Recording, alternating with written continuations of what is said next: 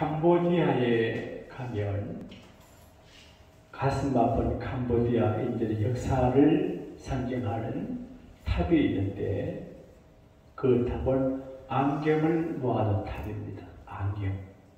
그리고 또 사람들이 혁을 모아두었어요. 쌓아놨어요. 거기 혁명이 일어날 때 혁명군들이 사람을 죽일 때 조건이 셋입니다. 안경 쓴 사람을 다 죽였습니다. 공부하고 배운 사람이라고. 그 다음에 선생님 또 공무원들을 다 죽였습니다. 그리고 손을 만져보고 손이 거칠지 아니하고 부드러운 사람은 다 죽였습니다. 손을 만져보고 이 사람이 배운 사람인지 공무원인지 아는지 모르기 때문에 손을 만져보고 거치면 살려주고 부드러우면 다 죽였습니다. 참혹한 캄보디아 민족의 역사입니다. 손이 참 중요한 것 같아요. 일하는 손이 귀하고 선행을 베푸는 손이 귀하고 오늘 성경에는 기도하는 손이 귀한 것을 가르쳐주고 있어요. 기도하는 손. 남자들이 분노와 다툼을 그치고 남자들은 잘 분노하고 다투어요. 그런데 교회 안에도 분노하는 남자들이 있고 다투는 남자가 있어요. 근데 분노하고 다투기 쉬운 남자들이 다툼과 분노와 의식을 버리고 거룩한 손을 들어 기도하라. 이게 바울이 디모데에게 가르친 남자 교인들의 관리예요. 어떻게 교인들을 관리하고 지도하냐? 남자들은 거룩한 손을 들어 기도하게 하라. 깨끗한 손을 들어 기도하게 하라. 그때는 손들어 기도한 모양인데 거룩한 손을 들어 기도하라 가르쳐줘요. 제가 그림을 표구화한 액자 조각한 그림을 갖고 왔습니다. 이게 제 방에 있거든요. 언젠가 어떤 분이 제가 제게 이걸 줬어요. 이게 디러라고 하는 분의 기도하는 손 그림을 만든 거예요. 유명한 이야기여서 다 잘 아는데 디러라고 하는 사람과 그의 친구가 시골에서 화가가 되기를 꿈꾸는데 미술학교 가기가 돈이 없고 하니까 한 친구가 의논하기를 내가 식당에서 일을 하고 학비를 보내줄 테니 너는 이제 도시에 가서 미술 공부를 해라. 이제 이 디러가 조금 그림을 잘 그리기 때문에 미술학교 가서 그림을 그리고 꽤 유명세를 탔을 때 고향으로 돌아와서 친구를 찾아가니 친구 일하는 식당 모퉁이에서 자기 친구가 두 손을 모으고 기도하는데 자기를 위해서 기도하더라. 하나님, 저는 이제 손이 굳어서 그림을 그릴 수 없는데 제 친구가 디러가 저와 제 목까지 해서 그림을 그리게 해주세요. 그 디러가 이 친구의 기도하는 모습을 보고 손 모은 모습을 보고 친구의 기도하는 손을 스케치해서 그린 게 유명한 기도하는 손이에요. 기도하는 손은 가치 있고 아름답고 복된 손이 되는 게 확실해요. 기도하면 우리가 효과와 또 결과와 연관이 있는 것을 믿지만 사람들이 기도하다가 낙심해요. 기도해도 별로 안 되네. 우리가 수요일에 계속하지 않아요. 수백 명 모여야 되는데 이제 모였다가 안 모였다가 그러잖아요. 그런데 무슨 일이든지 하면 쉽게 잘 되지 않을 수가 있어요. 잘 안 돼요. 오늘 감사모님 반주하시는데 잘하네요. 네? 잘해요. 박수 한번 해드려요. 네? 고마워요. 그래서 제 아내 보고 한번 해보라 그러니까 못하겠대. 어려워요. 참 어려워요. 근데 기도를 가르치고 기도하라고 하는데 사람들이 기도하다가 낙심해요. 이걸 예수님이 알아요. 그래서 누가복음 18장에는 기도하다가 낭망치 말아야 될 것을 비유로 저희에게 가르친다 그렇게 되어 있거든요. 사랑하는 여러분, 교회를 하시다가 봉사하시다가 기도하시다가 예배하시다가 낙심하지 아니하면 하나님께서 좋은 날을 주실 줄로 믿습니다. 헤라만이라고 하는 분이 쓴 책 중에서 창조적 기도라는 인상적인 책이 있어요. 거기 프랑스 리옹의 부자 비단 사업을 하는 그 부잣집 아가씨가 결혼을 앞두고 며칠 전에 파티에 춤을 췄어요. 춤을 추고 자기 결혼하는 사람과 춤을 췄는데 갑자기 환상이 보여요. 그런데 세상이 멸망해져가는 모습이 보여오는데 한 사람도 기도하는 사람이 안 보여요. 이 아가씨가 환상 중에 멸망해져가는 기울어져가는 세상을 바라보면서 누군가 기도해야 되는데 아무도 없어요. 그리고 한숨에서 깨어났어요. 그때 춤을 그만두고 집으로 갔어요. 그리고 결혼을 포기한다고 선언했어요. 수도원에 들어가서 수도사로서 기도하게 된 여자 이야기예요. 누군가가 기도해야 돼요. 지금 우크라이나의 사람들이 대개 그쪽은 러시아 정교 교인들이거든요. 근데 러시아인들도 러시아 정교회를 믿고 우크라이나도 마찬가지로 한 민족이거든요. 근데 큰일이에요. 21세기 이 밝은 문명 시대에 사람을 죽이고 이렇게 전쟁하는데 조금 전에 어떤 자료를 보니까 일본의 군인 70명이 이제 우크라이나에 가서 싸우겠다고 신청을 해요. 이건 악한 마귀가 하는 역사거든요. 성경에 보게 되면 끓는 물이 북에서 항상 이렇게 에스겔서는 보게 되면 북쪽에서 전쟁의 그릇이 겨울인데 러시아예요. 러시아. 그래서 러시아는 성경에서도 위험한 존재로 보고 있는데 어쨌든 이 어려운 일을 당할 때 우리가 자신을 위해서도 마찬가지지만 그 다급한 그를 위해서 기도하면 하나님께서 역사하게 되실 줄로 믿습니다.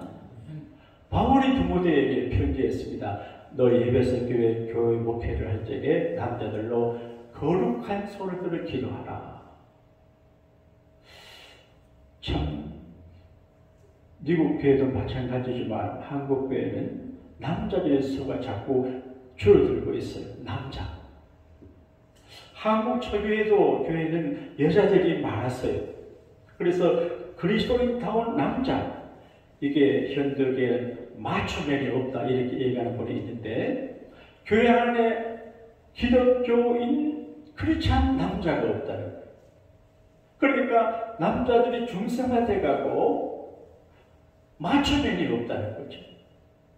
그래서 남자들의 기질과 그 취향과 기대를 교회가 잘 조화를 해야 되는데 그래서 여성화되고 중성화된다 그렇게 말을 해요. 그럼에도 불구하고 이게 남자들이 이제 갖는 관심을 초월해서 쉽게 다투고 분노하는데 그러지 말고 거룩한 소리들을 기도하라고 하는 말은 여러 가지 의미가 있는데 자신을 위해서 기도하고 가정을 위해 기도하고 교회를 위해 기도하고 예배소 도시를 위해서 기도하고 여러 가지 기도 폭이 넓혀져 있잖아요. 기도. 우리가 살다가 보게 되면 정말 절박한 일을 만날 때가 있지요. 절박한 일을 만나요. 근데 마음으로 원하지만 잘 안 돼요. 손을 쓸 수 없어요. 그런 일이 많아요. 요즘 전쟁 뉴스가 많이 있으니까 이체적인 이야기를 잠깐 예를 한번 들어봅시다. 영국의 왕 조지 6세가 2차 대전 때에 프랑스를 도와서 나치 독일을 치기 위해서 군대 29만 명을 보냈어요. 그런데 프랑스가 히틀러한테 항복을 했어요. 그래서 이제 29만 명이 보냈지만 전쟁의 승산의 가능성이 없으니까 급히 영국으로 되돌리려고 하는데 히틀러는 비행기를 띄워가지고 이제 영국군 29만 명을 그 해변가에 있는 기에서 이제 폭격을 해서 전멸시키라고 명령을 해놨어요. 조지 육사가 기가 막히잖아요. 손을 쓸 수 없어요. 그래서 영국 국민들 정부에게 기도를 하게 했습니다. 그래서 자기 아들, 남편, 아버지, 오빠 그러잖아요. 그러니까 29만 명 같으면 그 가족이 얼마나 많아요. 그래서 정말 피눈물 나는 기도를 했어요. 이 역사적인 사실인데 놀랍게도 히틀러 나치 군인들은 날씨가 안 좋고 그래서 비행기도 못 뜨고 비바람 불어서 탱크도 못 가고 그런데 도보해요. 프랑스에서 영국 가는 그 해변은 바람도 없고 따뜻하고 조용한 해변이었대요.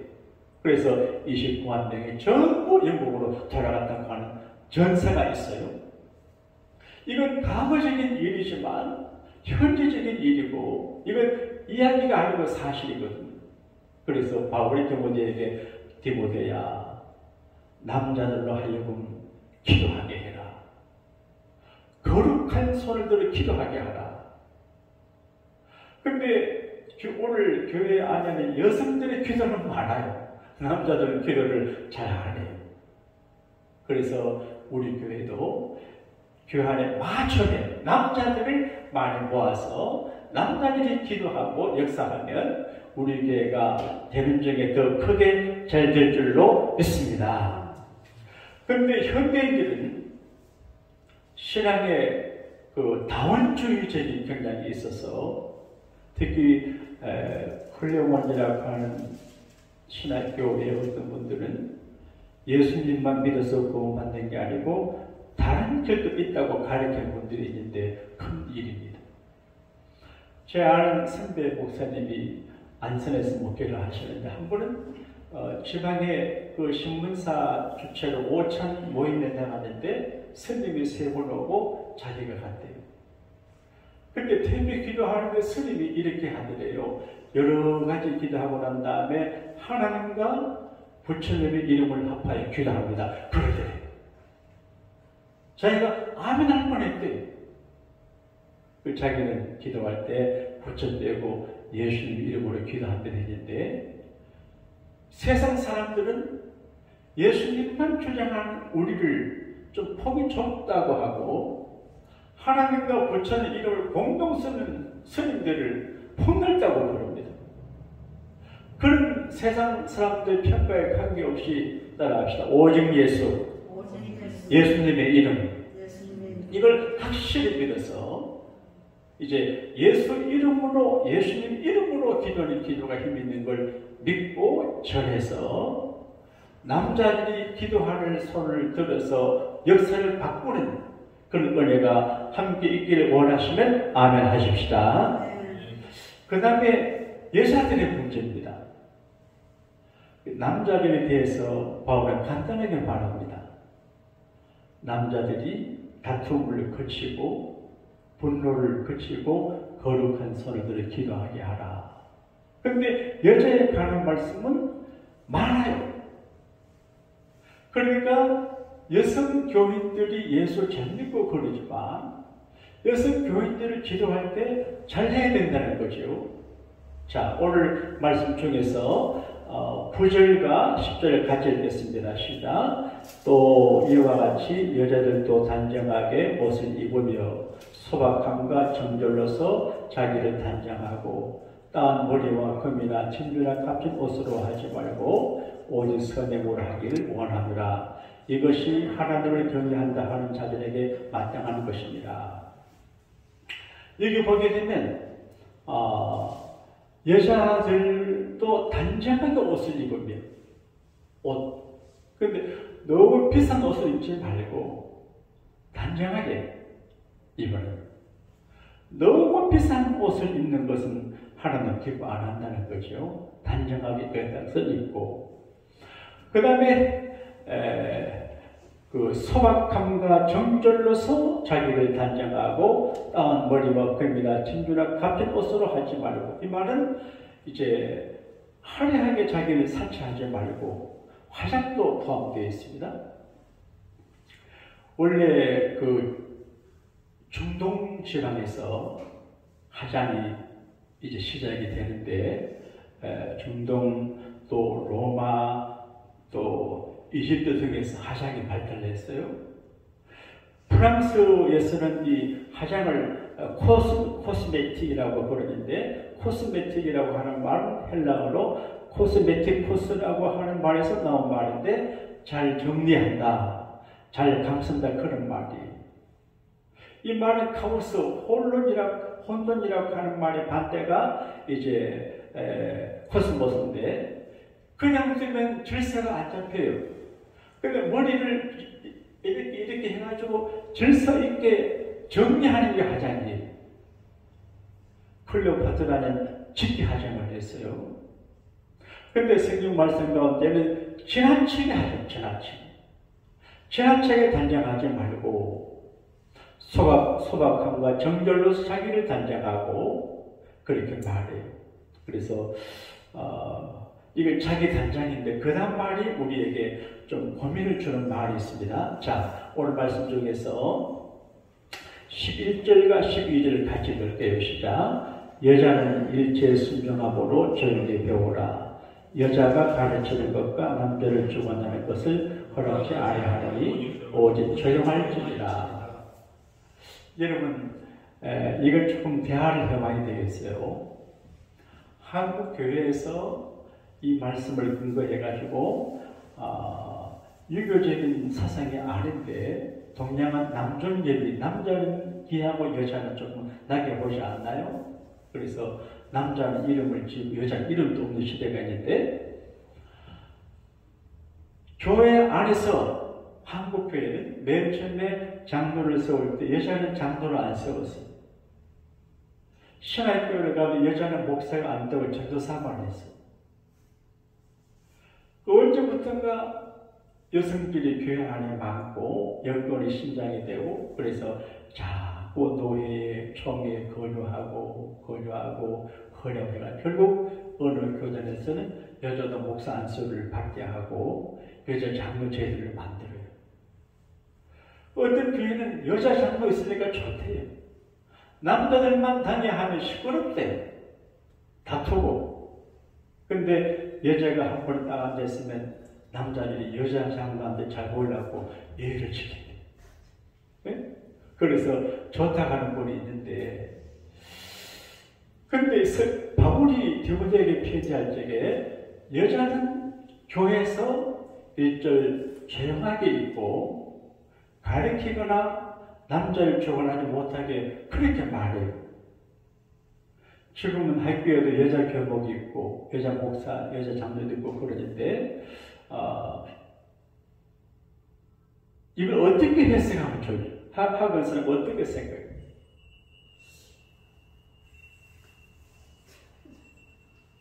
문화적인 측면인데, 지금은 뭐 여자가 대통령도 하고 그러잖아요. 근데 제가 이 말씀을 묵상하고 교회 안에 경험해보고 내가 교회 일을 하는 걸 행동해보니까, 여자는 너무 섬세하고 또 민감하고 약한 마음이 좀 있어서 상처를 잘 받고, 그 다음에 여러 가지로 큰 일을 같이 하기가 좀 힘든 것 같아요. 남자들은 이제 큰 일을 하기가 쉽고 배짱도 있고 웬만하면 넘어가는데, 여자들은 그러지 못하는 것 같아요. 그래서 나는 이 말씀을 하다가 바울이 디모데에게 성령으로 말씀하실 때 이렇게 이유가 있겠다. 그래서 앞으로는 여자 장로를 세우는 문제는 생각해봐요. 그런 생각이 들어요.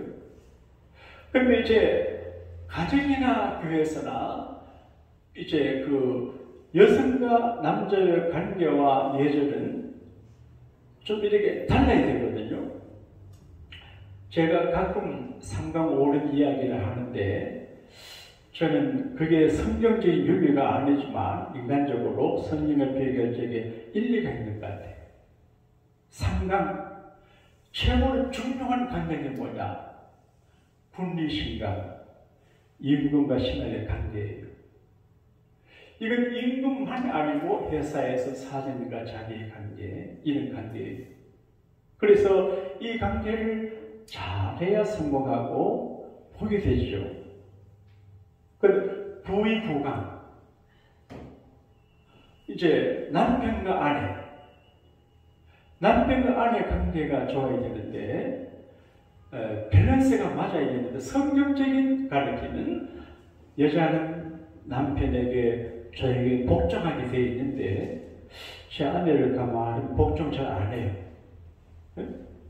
요즘 여자들이 우먼 파워 있잖아요.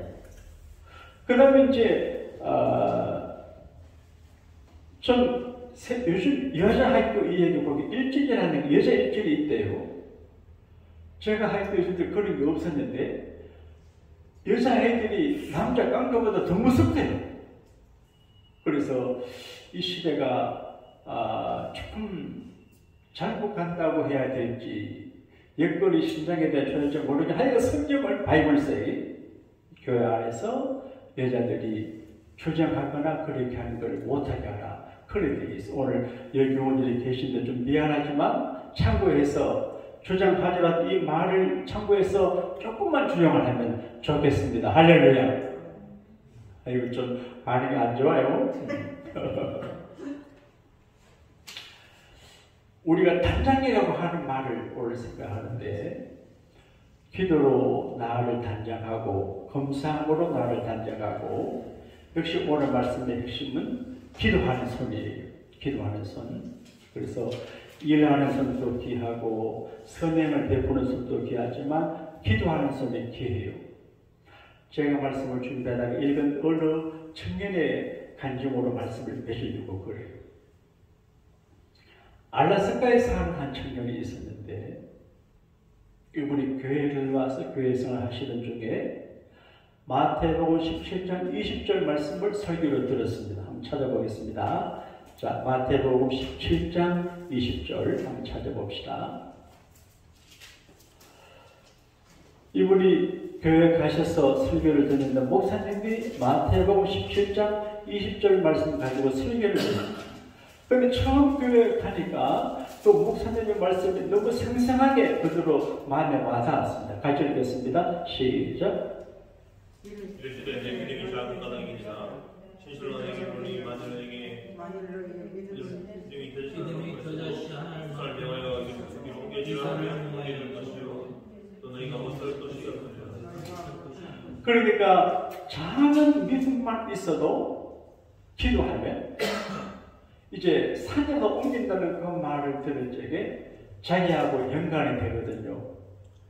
자기 집 뒤에 산이 있는데 겨울 되고 눈이 와서 눈 사태가 나가지고 고생하는데 아유 저 산 때문에 걱정이거든요. 그래서 순전한 마음으로 내가 기도하면 믿음으로 하면 하나님이 우리 집 뒤 산 옮겨주겠다 해서 기도했어요. 이 기도한다는 소식을 듣고 목사님 들으니까 기가 막혀요.